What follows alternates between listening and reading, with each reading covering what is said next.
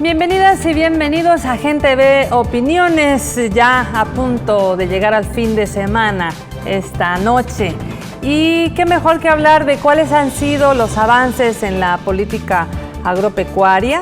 Y para eso hemos invitado a la presidenta del Instituto Salvadoreño de Transformación Agraria, ISTA, la licenciada Carla Albanés. Buenas noches. Buenas noches, María T. Muchas gracias por la invitación. Lilian, buenas noches. Y también tenemos a la presidenta del Banco de Fomento Agropecuario, que es la licenciada Lilian Vega. Buenas noches. Buenas noches, Carla. Buenas noches, María T. A todos ustedes, amigos y amigas que nos ven, también buenas noches. Bueno, interesante, ¿verdad? Que en estos nuevos tiempos la política agropecuaria y financiera esté presidida por mujeres. Vamos a poner en contexto el tema con una nota que nos ha preparado Merlin Bellis a continuación. La reactivación de la agricultura y el desarrollo de los sectores agropecuarios ha sido una de las mayores apuestas del actual gobierno. Los campesinos y campesinas reciben anualmente 400,000 paquetes de semilla de maíz y fertilizantes y 200,000 paquetes de frijol para cultivar la tierra y garantizar la alimentación para todos los salvadoreños y salvadoreñas. En lo que va del primer año de gobierno, el Banco de Fomento Agropecuario ha otorgado 117,381 créditos para uso productivo por un total de $208.5 millones, beneficiando a más de 12,560 familias. La seguridad jurídica de la tierra ha sido otra de las apuestas. El Instituto Salvadoreño de Transformación Agraria, ISTA, entregó 4,617 escrituras de lotes agrícolas y solares de vivienda, beneficiando a 2,364 mujeres y 2,253 hombres, como una política de igualdad y equidad de género y eje transversal en el Plan Quinquenal de Desarrollo El Salvador Productivo, Educado y Seguro. Recientemente, esta institución firmó un convenio de cooperación con la representante de ONU Mujeres, Miriam Bandes, para elaborar una política institucional de género que responda a garantizar los derechos de las mujeres trabajadoras y en especial a campesinas e indígenas del país. Este instrumento además servirá para promover el principio de igualdad, no discriminación en el acceso a la tierra y el empoderamiento económico de las mujeres salvadoreñas. Bueno, al inicio de este nuevo gobierno, a partir del 1 de junio del año 2014, ya es un año, seguramente los compromisos que ustedes se plantearon pues tienen que ver con cómo otorgar a las y los agricultores beneficios. En ese sentido, presidenta de ISTA, quisiera que nos dijera lo que ustedes plantearon en el plan de gobierno, a qué se le ha podido dar cumplimiento. Bueno, mira, con toda robustez, en primer lugar, lo que le hemos dado cumplimiento es a lo que nos encomendó nuestro presidente de la República en relación a la transparencia ante una institución que por décadas fue cuestionado, por décadas dejó una incertidumbre jurídica, en este caso para los campesinos y las campesinas, pues eso es un aspecto en el cual pues nosotros hemos echado a andar dentro de la institución, como es la transparencia, la efectividad y por supuesto nuestro lema pues cercanos a la gente. Por otra parte, estamos en el ámbito de darle cumplimiento, ¿verdad?, al plan quinquenal, y muestra de ella, pues hace poco dimos a conocer nuestra política de participación ciudadana, que para nosotros es importante ese acercamiento con la gente, ese acercamiento al sector, a los campesinos y a las campesinas, que para nosotros pues fue de suma importancia. Ahora, el quehacer propio, el quehacer de la institución como tal, el objeto de la institución como tal, según la creación de su ley, es la transferencia de la tierra. Decirte pues que tenemos una deuda todavía histórica, ¿verdad? Todavía estamos solventando lo que es lo relacionado a FINATA, Banco de Tierras, incluso el Instituto de Colonización Rural, todavía tenemos esa deuda y a eso es lo que nosotros le estamos apostando. Nuestra deuda, nuestra meta que tenemos para este año es 10,000 escrituras, que el próximo martes pues vamos a hacer una entrega en la ciudad de San Miguel de un aproximado de 2,000 escrituras. Vamos a comenzar con San Miguel, por cierto, en la cual pues vamos a tener el privilegio pues que esté con nosotros el ministro de Agricultura, Orestes Ortiz. ¿Esto será el martes 23 de junio en San Miguel? El martes 24, miércoles 24, perdón, el miércoles 24 en la ciudad de San Miguel. Miércoles 24 en San Miguel. Muy bien. Y con relación al Banco de Fomento Agropecuario, lo que ustedes se plantearon en el plan inicial de gobierno, ¿Qué es lo que han podido cumplir? Bueno, nosotros nos planteamos seguir creciendo en el apoyo que damos a los sectores productivos para apoyar esto de un país productivo, seguro y educado, ¿verdad? Con mucho empleo. Y nuestra función es apoyar desde el financiamiento a aquellos productores que apoyan las políticas gubernamentales, principalmente el logro de la soberanía y la seguridad alimentaria, a través de el apoyo que le damos al pequeño productor, a los campesinos que producen sobre todo granos básicos, y también nos enfocamos mucho en el microcrédito y el crédito a microempresas, porque como ustedes saben, el 98% de nuestro parque empresarial es de esta característica y genera la mayoría del empleo del país. Entonces, comprometidos con la generación de empleo y comprometidos con el apoyo a las políticas gubernamentales, pues nuestro planteamiento es seguir creciendo, seguir consolidando el apoyo a los sectores productivos. Al igual que en los años anteriores, el banco viene creciendo su cartera de acuerdo a como lo planificado, y de hecho en nuestros resultados, de acuerdo a lo planificado, vamos un poquito por encima de lo que pensábamos. ¿Ustedes aumentaron las líneas de crédito blando, digamos, a la gente? ¿O? Aumentamos la cantidad de créditos que damos y los montos que estamos otorgando. Las líneas en realidad son líneas inmejorables. Nosotros tenemos 4% de interés para los campesinos que contratan créditos menores a 3%. Nadie, creo que en Centroamérica con seguridad nadie le da esa tasa de interés. Y eso nos permite apoyar en la producción de granos básicos, sobre todo maíz y frijol, para la población, y además apoyamos a los que producen las semillas que el Ministerio reparte. En los paquetes que el Ministerio de Agricultura entrega a los agricultores, gran parte de la semilla que se utiliza para entregar esos paquetes ha sido financiada por el Banco de Fomento Agropecuario. Muy bien, y en ese sentido, presidenta del ISTA, cuando usted habla de que mejoraron la transparencia, el ISTA era una de las instituciones como muy señaladas por manejos no muy transparentes, claro. Pero además hablan de gobernar junto a la gente con esta participación. ¿Qué avances pudieron lograr en materia, digamos, de política agropecuaria con estas dos vertientes? Pues mira, a través de la Secretaría de Participación Ciudadana, que nos colaboró para la creación de la política de participación, ¿verdad? A través de la Secretaría de Transparencia y Anticorrupción, pues nosotros hemos tenido grandes avances. Uno de ellos es ver en realidad cuáles son los conflictos o cuál era la problemática que tenía el sector, la comunidad, para ver cuáles eran las cooperativas, las asociaciones, etcétera, etcétera. Y eso nos lleva, esa política de transparencia nos lleva a que nosotros en realidad, esa política de participación, a transparentar la administración pública. Mira, muestra de ello, y nosotros nos lo dijimos cuando estuvimos firmando un convenio con ONU Mujeres, que a raíz de la participación ciudadana, nosotros hemos detectado que hay gente que se está dedicando a estafar al mismo sector, ¿verdad? ¿De qué manera? Mira, últimamente hemos detectado que nos están falsificando los sellos de presidencia y mi firma por ende, ¿verdad? Con el objetivo de cobrar, y claro, pues hay muchas necesidades en el sector campesino, como es la legalidad de las tierras. Nosotros ante esa situación pues ya tenemos previsto la próxima semana ver si ponemos una denuncia a la Fiscalía General de la República por estafa y por falsedades, pero eso se debe a que somos una institución con puertas abiertas. Y todos los empleados y todas las empleadas están en la obligación de recibir y de atender como se lo merece al sector campesino. Entonces, la política de participación ciudadana nos ayuda a transparentar. Manifestarte, Mariate, que antes de implementar la política de participación ciudadana, nosotros ya lo estábamos implementando. Y no en el escritorio, sino que en el territorio. Vamos a territorio, nos relacionamos con la gente, ellas nos comentan cuáles son sus necesidades y obviamente cómo solventamos los problemas técnicos y jurídicos, que es un entrampamiento que han tenido por décadas. Entonces, por ejemplo, los casos de Finata, tenemos que acudir a las instancias judiciales para que esos inmuebles vuelvan a la institución y nosotros dárselo a las personas que tienen 20, 30, 40 años de poseerlo. Pero ahí estamos agilizándolo, ¿verdad? Entonces, en eso nos ha ayudado mucho la política de participación ciudadana. Lilian Vega hacía referencia a, por ejemplo, la repartición de las semillas. Claro. ¿Esto impacta directamente en la reducción del hambre, de la pobreza en la zona? ¿De qué manera ustedes se involucran en esto?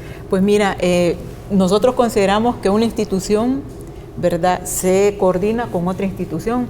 Como dice Lilian, ellos están implementando, ¿verdad?, de conformidad a lo que ellos, de sus necesidades y de conformidad de sus logros, una soberanía y seguridad alimentaria. Pero yo digo también, no podemos hablar de una soberanía y seguridad alimentaria si nosotros no legalizamos las tierras.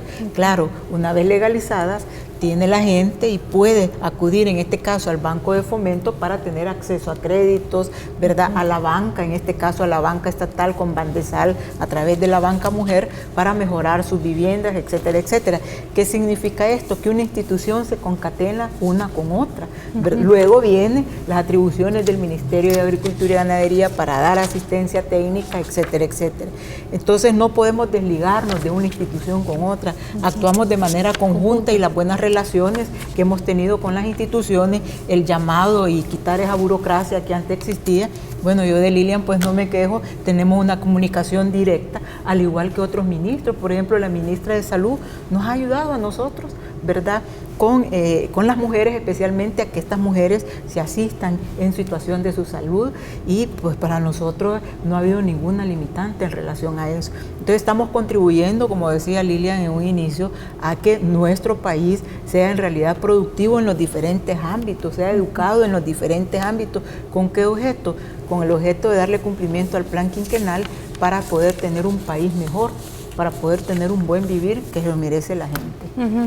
En el caso del Banco de Fomento Agropecuario, supongo que con esta buena coordinación de la que habla la presidenta del ISTA, ustedes de repente pueden también proponer ideas a la producción. Sí. ¿Cómo hacen y cómo coordinan este trabajo? Yo creo que también me gustaría, vamos a contestar esa pregunta, pero también me gustaría comentar sobre la participación dentro del Banco de Fomento Agropecuario. Nosotros, al igual que el ISTA, el tema de la participación lo venimos trabajando desde hace varios años.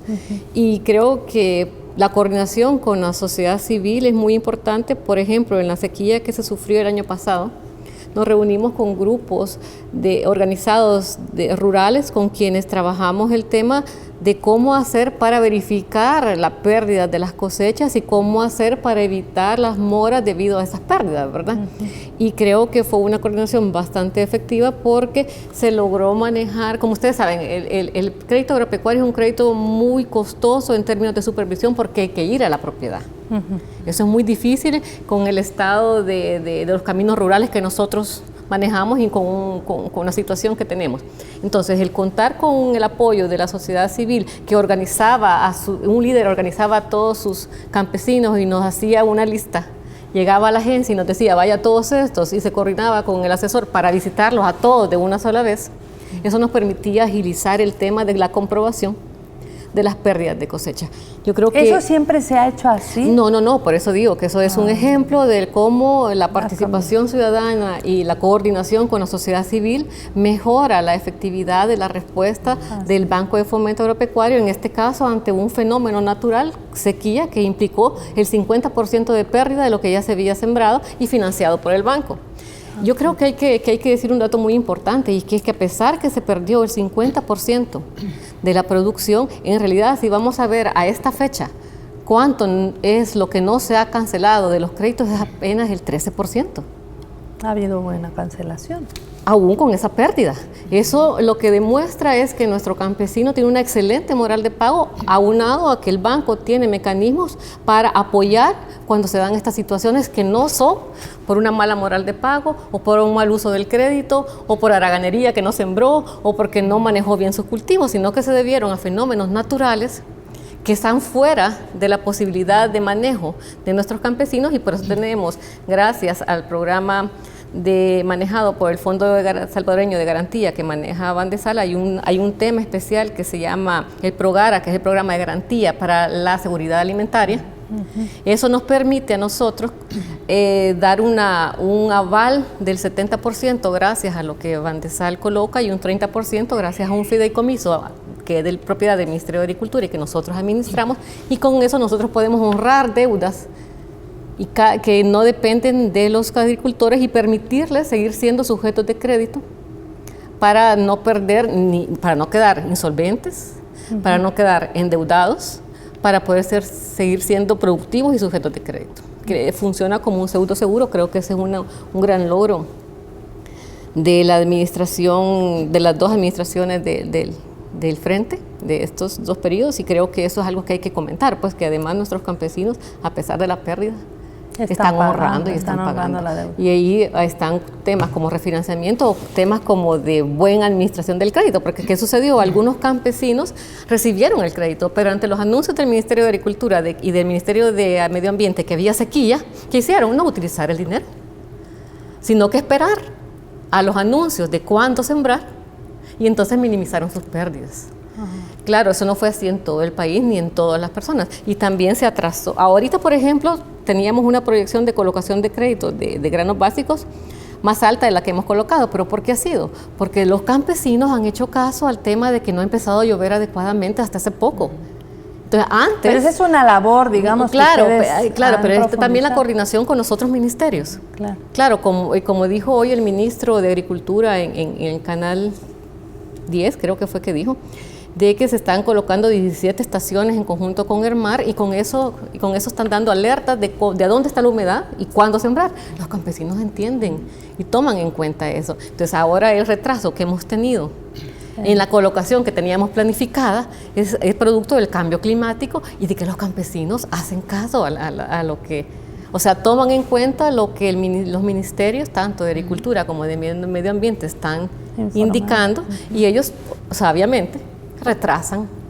Los que ya tomaron el crédito no lo ocupan, y los otros están esperando para ir a las agencias a solicitar el crédito. Entonces yo creo que eso habla bien de la cultura que se está generando. Además que sienten el cambio climático, ese cambio además, de pues, la humedad, el calor. Sí, pero todo. También uno la puede sentir, pero no es lo mismo sentirlo que saber que la humedad, que eso ya necesita más tecnología, ¿verdad? Claro. Y que el gobierno ha puesto la tecnología y está dando la información adecuada para que las personas tomen la decisión adecuada. Yo creo que además de sentirlo físicamente, que todos lo sentimos, Sí.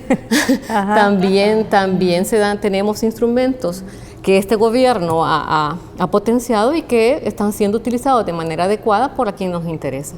Y yo creo que eso también es importante resaltarlo. Y yo quería comentar que dentro de la banca de desarrollo, que somos 3 bancos del Estado, Bandesal, Banco Hipotecario y Banco de Fomento Agropecuario, el Banco de Fomento Agropecuario es el banco que se especializa en el apoyo a la producción de granos básicos. El Banco de Fomento Agropecuario, dentro del total del sector financiero, representa el 2%, pero dentro del crédito para granos básicos representa el 98%.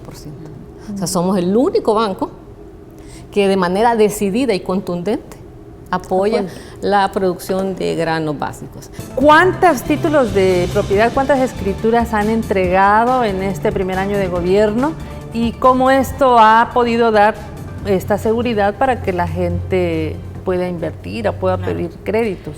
Mira, en este momento nosotros llevamos 4.617 escrituras entregadas a nivel nacional con los diferentes programas que contempla la institución. Con la entrega del miércoles, que van a ser 2.000 escrituras, obviamente aumenta la cantidad a 6.617 escrituras a nivel nacional. Otro dato importante que nosotros hacemos mención es que esa brecha de desigualdad entre hombres y mujeres, entre productores y productoras, se va cerrando cada vez más. Por ejemplo, con estas 4.617 escrituras, hay 2.351 equivalentes a mujeres y 2.266 correspondientes a hombres. Entonces, esta situación de esa equidad de género, obviamente nosotros lo estamos poniendo en práctica, estamos dándole cumplimiento para, como te repito, ir cerrando esa brecha. Hemos constatado en las diferentes zonas a nivel nacional que la que mejor administra los insumos, la que mejor preserva la tierra es la mujer. Es la mujer campesina, y eso para nosotros nos ha motivado a seguir adelante con la creación de programas, con la creación de convenios para la economía familiar, en este caso del sector campesino. Entonces, a raíz de esa comprobación que nosotros hemos hecho, y como decía Lilian, pues estamos contribuyendo a la economía familiar, estamos contribuyendo de una u otra manera a que se establezca la soberanía y la seguridad alimentaria en nuestro país. Este convenio de cooperación que firmaron recientemente, entendemos, con ONU Mujeres e ISTA, ¿en qué consiste? Mira, en primer lugar, obviamente darle cumplimiento a la ley, ¿verdad?, contra violencia de la mujer, erradicación de la violencia contra la mujer. en el sentido de que este convenio, esta firma que hicimos con ONU Mujeres, nos van a ayudar a crear la política de género institucional para las mujeres campesinas e indígenas, ojo, e indígenas. Eso para nosotros es de suma importancia, ¿verdad? Porque consideramos que en este caso el sector indígena, los pueblos originarios, han sido abandonados por muchos años. Pues es hora de que se les reivindique sus derechos y es otra de los aspectos que nos ha encomendado nuestro presidente de la República. Es más, ya hemos tenido la oportunidad de representarlos a nivel internacional como Estado, ¿verdad?, para fijar posición en los avances que hemos tenido con respecto al sector indígena. Entonces, esta política que nos va a contribuir ONU Mujeres va a ser para el mismo sector indígena y para el mismo sector de las mujeres campesinas. Entonces nosotros estamos contentos porque vamos avanzando en cuanto a disminuir esa brecha de desigualdad que existió por muchos años entre hombres y mujeres. Muestra de ello es que ya entregamos, ¿verdad? Ya hubieron 2 entregas a mujeres, podemos apreciar ahí, pues, ¿verdad?, en las tomas, a mujeres campesinas. Estamos preparando la 3ª entrega de escrituras para mujeres campesinas, que para nosotros es de suma importancia porque contribuyen a la economía. Ustedes han hecho una labor, digamos, de educativa, de concientización. Sí. No, bueno, desde la raíz de la creación de la unidad de género, que fue inaugurada por la primera dama de la República, pues nosotros, con las compañeras que están en la unidad de género, que obviamente son dos, son dos, sin presupuesto, y más, no obstante, nosotros hemos avanzado, ¿verdad? Yo creo que aquí, compañeras, es cuestión de voluntad, ¿verdad? Es cuestión de voluntad. Los vehículos no son nuestros, ¿verdad? Son de la institución, son del pueblo y para el servicio de ellos están. Entonces, hoy, a raíz de esa política, el próximo año, pues estamos trabajando para que el próximo año sí exista un presupuesto con enfoque de género, que para nosotros es importante. Y ahí vemos los avances, ya han habido 2 entregas de escrituras a mujeres, los programas de desarrollo agropecuario, la mayoría van para mujeres, estamos por crear la política de género institucional. Entonces, aquí pues lo que ha habido es una buena voluntad y, por supuesto, cumplir con el lineamiento del presidente de la República y darle cumplimiento al plan quinquenal 2014-2019. ¿Por qué es importante, Lilian, que este gobierno garantice el acceso al crédito, a la tierra y que empodere a las mujeres en esta parte económica? ¿Cómo puede esto impactar o cómo está impactando en el desarrollo del país? Sin duda, nuestra economía durante los gobiernos de Arena pues configuró una economía neoliberal. En una economía neoliberal, las normas de mercado y sobre todo del sistema financiero son sumamente duras y sumamente crueles, en tanto a aquel agente económico que tiene condiciones precarias le cierra el acceso. Le cierra totalmente el acceso, y es ahí la importancia de la banca de desarrollo, pues porque el Banco de Fomento Agropecuario, por ejemplo, le da acceso a crédito a personas, agentes económicos que ninguna banca les da, porque no tienen seguridad. El tema de riesgo en el sistema financiero es una cosa muy importante, y el riesgo va asociado a la garantía, y la garantía va asociada a la propiedad de la tierra. ¿Y ustedes piden eso? Es que ese es el punto. O sea, si yo no tengo propiedad de la tierra y no puedo dar una garantía hipotecaria, eso me genera un nivel de riesgo que me castiga, así se dice, en términos de reserva, que es un término técnico, pero en que general lo que implica es que el banco tiene que apartar dinero por si tiene pérdidas. Y eso es una norma que todos los bancos tienen que cumplir y que le disminuye sus utilidades. Entonces, los bancos no les interesa financiar a agentes económicos que le van a hacer generar reservas. Nosotros, a pesar de que las personas no tienen propiedad de la tierra, le damos crédito al que produce granos básicos, con solo que nos muestre que tiene el arrendamiento. No tiene que ser propietario, no, pero porque sí imagínense que nosotros este año tenemos planificado entregar 25,000 créditos para producción de granos básicos. 6,000 acaba de entregar ella. Significa que si nosotros pidiéramos la garantía hipotecaria, solo podríamos dar 6,000 créditos, pero damos 25,000, y aún eso es muy poco en función de lo que se necesita. Nosotros contamos con el apoyo del gabinete económico, de su gabinete financiero, por supuesto también del presidente de la República, que nos han asegurado que, conociendo la rentabilidad social del Banco de Fomento Agropecuario, pues lo van a seguir apoyando para que siga expandiendo el apoyo que a su vez da este banco a estos sectores, ¿verdad? Yo creo que la propiedad de la tierra es una demanda histórica, nosotros llegamos a la guerra en parte por eso. Entonces yo creo que el hecho de entregar tierra a estas personas que durante toda su vida y sus ancestros han demandado la propiedad de la tierra, pues es uno de los hechos históricos más relevantes que tiene este país, y creo que hay que ponerlo en la importancia de vida. Pero también hay que decir que si nosotros esperamos como gobierno a que la propiedad de la tierra se distribuya como tiene que ser distribuida, entonces no estuviéramos dando crédito.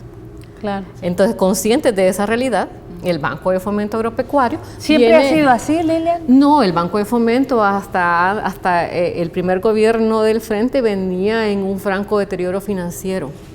Y al igual que Lista, sufrió de una serie de manejos inadecuados y unos manejos jurídicos que Macondo se queda corto en relación a la historia que uno encuentra, y uno dice, ¿y esto es posible?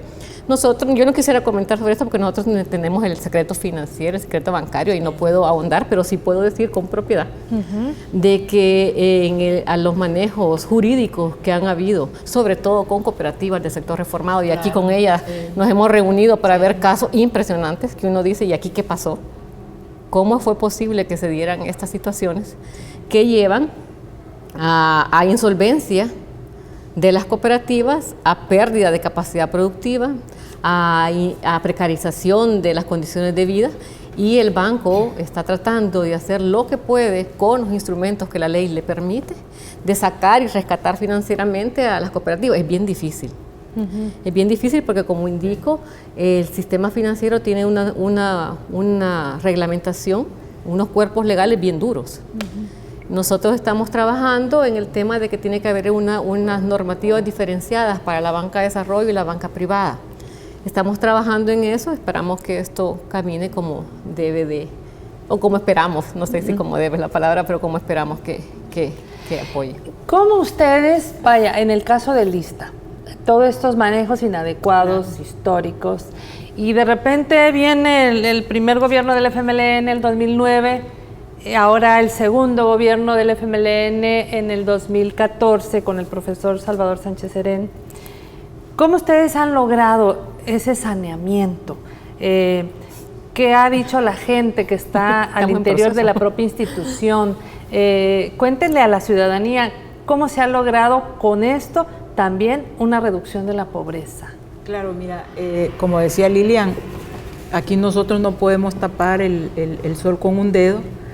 Esto la sociedad lo conoce, la ciudadanía lo conoce, ese mal manejo que hubieron de las instituciones públicas, en este caso pues los actos de corrupción que es público, que existieron en el Banco de Fomento Agropecuario, los actos de corrupción que es público, confesos, expresidentes confesos, ¿verdad?, que también es público, se sometieron a procesos judiciales, ¿verdad?, y eso no lo podemos tapar.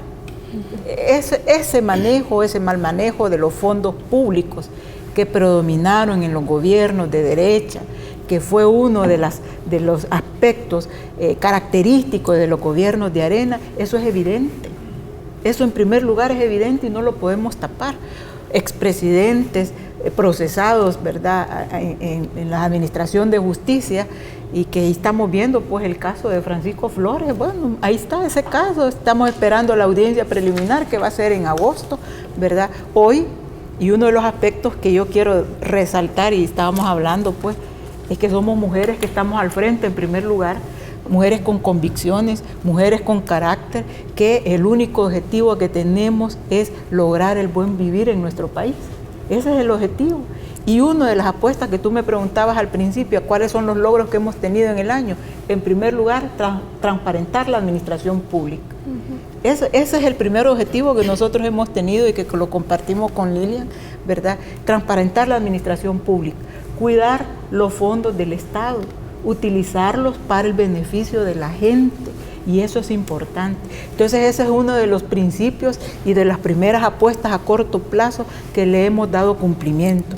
De ahí para allá, pues, la voluntad y la disponibilidad de transformar las cosas, de hacer bien las cosas, de atender al sector campesino que por muchos años estuvo desprotegido. Y Lilian decía algo importante, mira, la tierra es histórico. Aquí hubo guerra, como dice Lilian, por el acceso a la tierra. Hoy el sector indígena mucho atrás, como decía Lilian, de 1932, tal vez mucho antes, y a eso le debemos nosotros, a transparentar y a dar justicia. ¿Y cuál es el objeto nuestro? Justicia en el sentido que el sector más desprotegido, que no lo dejaron, ¿verdad?, a un lado, que lo dejaron a un lado en las administraciones de arena, pues darle lo que a ellos les corresponde. Por otro lado, el aspecto de las cooperativas del sector reformado, son contadas, Lilian, con los dedos de la mano, cuáles son aquellas cooperativas que todavía lograron mantenerse y que ahí están y que es un éxito a nivel nacional. Pero si tú me preguntas por las demás, por actos de corrupción, por mala administración, y todavía se está dando eso. Pero ¿cuál fue el objeto en este caso de arena? Que en nuestro país no hubiera producción, que en nuestro país no se le apostara al cooperativismo. Entonces es algo que nosotros de una u otra manera estamos rescatando para el bienestar de nuestro país y volverlo productivo tal como establece en el plan quinquenal.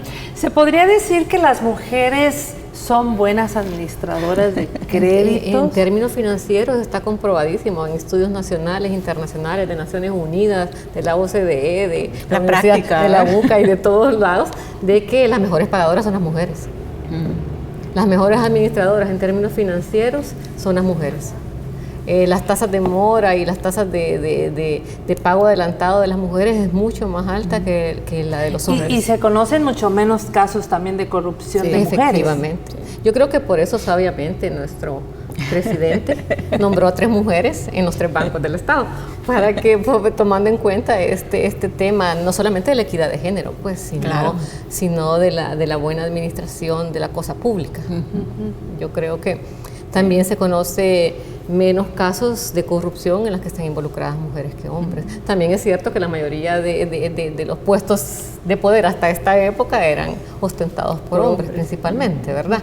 Pero sí, existen muchos estudios que comprueban que las mujeres son buena paga y buenas administradoras de los recursos que ingresan al hogar, en términos del bienestar de la familia, del grupo familiar, en términos de optimizar el uso escaso de recursos para maximizar el bienestar. Yo tuve un excelente profesor que luego fue colega mío, el padre Francisco Javier Irizate, y él siempre decía que las mejores economistas de este país son las amas de casa. Y que si queremos tomar el pulso a la economía y sobre todo al índice de precios, que no vayamos al Banco Central, que vayamos con un ama de casa y que le preguntemos cómo se maneja la economía, porque está comprobado que son las mujeres. Consideran que afectan estas decisiones de la sala a la ciudadanía. Lilia. Bueno, yo creo que en primer lugar el hacer análisis de corto plazo pues distorsiona la visión que podamos tener, y lamentablemente en los medios de comunicación me parece a mí que lo que priva es una visión de corto plazo y una visión permeada por el lugar ideológico en el que me encuentro, pues, y como lamentablemente la mayoría de los medios o los medios que más se leen, que más se escuchan, que más se ven, tienen una ideología de derecha, pues lo que permea son los mensajes de derecha, pues lamentablemente. Yo creo que con el tema de los 900 millones, mal se hace en únicamente remitirnos a los famosos 900 millones. El punto es por qué se necesitan los 900 millones. La verdad es que se necesitan porque la situación fiscal del gobierno es tal que necesita este financiamiento de corto plazo, pero esta situación es así porque se viene configurando de 25 años atrás, de 20 años atrás. Yo creo que tenemos que recordar que cuando llega el primer gobierno del Frente, se recibe en una situación fiscal que no había ni para la caja ni para los gastos diarios en las arcas del Estado. Entonces, ahora hablamos de la ley de responsabilidad fiscal y del gasto y de tener que hacer un recorte, pero no hablamos de cómo los gobiernos anteriores no hicieron demasiado por lograr unas finanzas públicas sanas. O sea, hubieron algunas de las primeras reformas que los gobiernos de Arena hicieron, ¿en qué se concentraron? En quitarles impuestos a la empresa privada, en quitarles impuestos a aquellos sectores de rentabilidad mayor, como eran los sectores exportadores, básicamente café y azúcar, y quitaron el impuesto a patrimonio, impuestos totalmente progresivos. Claro, usted le quita, además firmaron una serie de TLCs, que también le quita los impuestos de importación al Estado. Entonces usted le quita la fuente de ingreso al Estado y las demandas y las necesidades de gasto para el bienestar de la población van creciendo, ¿verdad? Entonces, incluso las AFP. Y lo otro es que las reformas tributarias que se hicieron hasta la llegada del gobierno del Frente siempre fueron de tinte regresivo. Este gobierno todavía falta mucho por hacer, pues, pero por lo menos se cambió la tendencia y ya no son regresivas, sino que intentan tener una progresividad, donde ¿qué implica progresividad? Que paga más el que más tiene y recibe más el que menos tiene. Claro. Y se ha tratado de hacer eso, pero ahora tenemos no solamente el tema de los 900 millones que está con medida cautelar, sino que varias de las reformas que abonan a la progresividad de la política fiscal son echadas para atrás por resoluciones de la Corte Suprema de Justicia, en el caso por la Sala de lo Constitucional, que quizá viola. Yo no pongo en duda que violen o no violen algunos artículos específicos de la Constitución. Pero creo que también hay el primer artículo de la Constitución habla que el Estado se debe a la persona humana y el bien común, ¿verdad? Entonces, yo pienso que ese es el primer artículo. A ver. Y ese es el que yo tengo que preservar por encima de cualquier otro, porque es muy probable y es muy hasta normal que en un cuerpo legal tengamos contradicciones de principios o contradicciones de valores. Entonces, uno tiene que ver y cuál priva, pues. El principal, ¿verdad? Bueno, yo no soy abogada. Vamos a ver, Carla Albanés es abogada y entonces que nos explique también esta afectación de estas decisiones de la Sala de lo Constitucional. Sí, mira, en primer lugar, es lamentable este tipo de resoluciones, ¿verdad? Y te lo digo en el carácter personal, hubo un magistrado que manifestó hoy cuando se estaba beatificando a Monseñor Romero, ¿verdad? Que estuvo cercano a él, pero con estos tipos de resoluciones, con estos superfugios jurídicos, que muchos son inexistentes, ¿verdad? Son resoluciones que se han sacado de las mangas, en realidad dejan mucho que desear. Como abogada lamento en su oportunidad haber votado por dos de ellos. Honestamente te lo digo.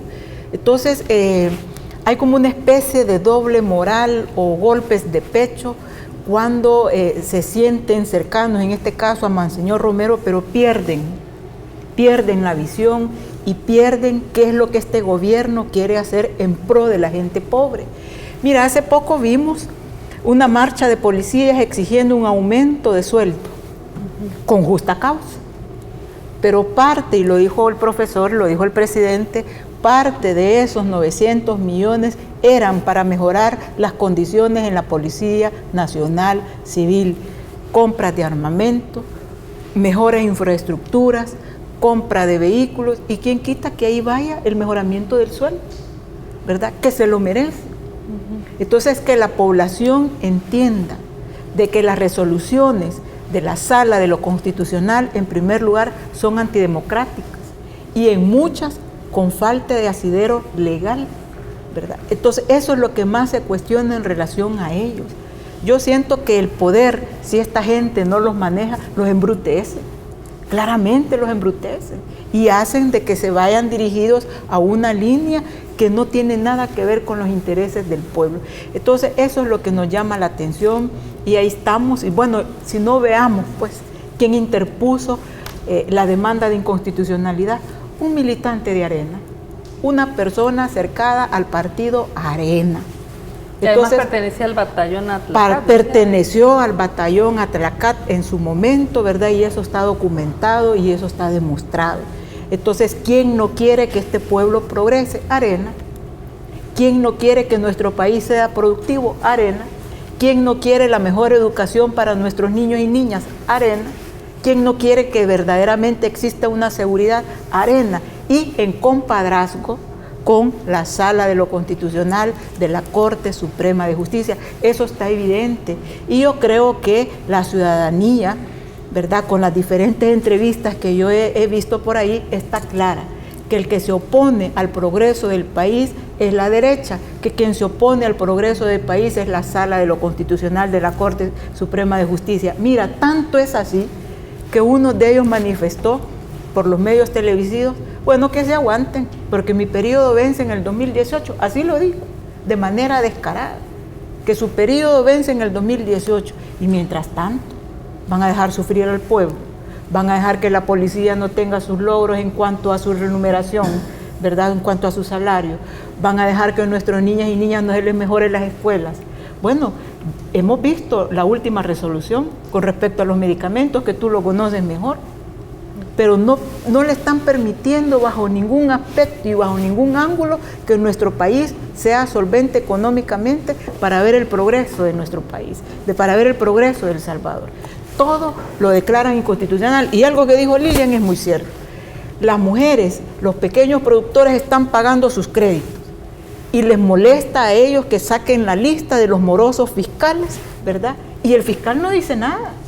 El fiscal sabe que son delitos contra la hacienda pública y no ha dicho nada, no se ha pronunciado, ¿verdad? Pero ¿por qué se molestan ellos que saquen la lista de los pudientes de nuestro país que demuestre que son morosos y que deben al fisco?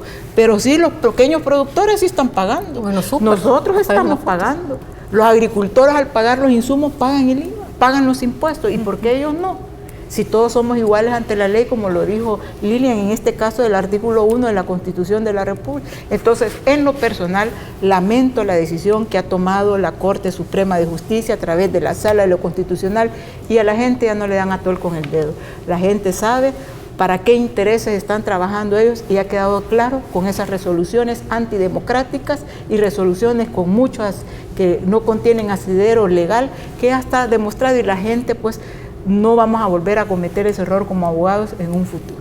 Bueno, ¿cómo podemos entonces decirle a la ciudadanía que puedan ser también protagonistas de cambios sociales? Yo creo que primero que no se crean todo lo que aparece en los medios de derecha, pues yo creo que eso es lo primero, y que se traten de informar en otros medios como este, por ejemplo, que no tiene el sesgo de los medios que tienen gran apoyo de la empresa privada y capital muy grande para hacer campañas mediáticas muy fuertes. Yo creo que lamentablemente también se maneja una doble moral en muchos temas importantes. Cuando hablan de transparencia, una cosa es la transparencia para el Estado, otra cosa es la transparencia para la empresa privada. Cuando hablamos de libertad de expresión, cuando es ataque cuando quien se expresa está atacando al Estado, lo defienden, pero quien se expresa está expresando una opinión negativa frente a alguien de la empresa privada, eso es ataque político. Entonces tenemos una doble moral en términos de qué es transparencia, de qué es libertad de expresión y de qué es seguridad jurídica. Porque un discurso que se maneja mucho es el tema de la necesidad de la seguridad jurídica para no ahuyentar la inversión. Con este tema de los 900 millones ya habían 100 millones que estaban en negociación y ya habían intereses de inversores privados queriendo comprarlos. El hecho que la hayan puesto la medida cautelar implica que la seguridad jurídica aquí se vino para abajo, pero ahí no están diciendo nada. Entonces lo que yo quisiera dejar colocado para la población que nos escucha es que seamos suspicaces frente a lo que los grandes medios de comunicación nos están transmitiendo. Muy bien, está dicha esta palabra. Esta misma entrevista a las 7 de la mañana el próximo lunes usted la va a poder ver en retransmisión. Agradecemos a Carla Albanés y a Lilian Vega su presencia. Buenas noches. Buenas noches, gracias. Y a usted, amigo, el lunes a las 7 de la noche una nueva entrevista aquí en Gente Ve Opiniones. Ya sabe que este es el canal que tenemos.